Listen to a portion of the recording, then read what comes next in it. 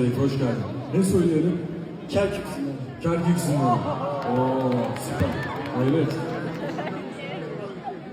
Tamam. Şey yapabilir miyim? Tamam, ben yardımcı olacağım sana. Tamam. Tamam, sen aç sözleri. Kerkük Sinan'ı biliyor musunuz arkadaşlar?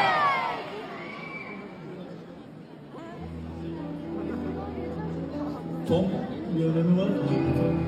Hangi ton yapalım, var mı? Kafamıza göre mi? O zaman ne yapalım? Aşkım sessiz ol biraz ya. Dinleyelim. Arkadaşlar video